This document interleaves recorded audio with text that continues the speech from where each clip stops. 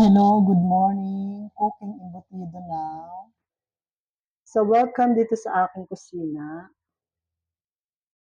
And this is the part of Aurora's my everyday routine life. Ito nga yung pagluluto dito sa aking kusina. Yan. Ang niluluto ko ngayon ay embutido. So limang ano siya, limang naka-foil pack na ganyang kahaba. So ulam ko siya ngayong umaga, tapos mamayang gabi naman, ulamin ko rin siya, pero mamayang gabi, lalagyan ko siya ng isang buong pipino.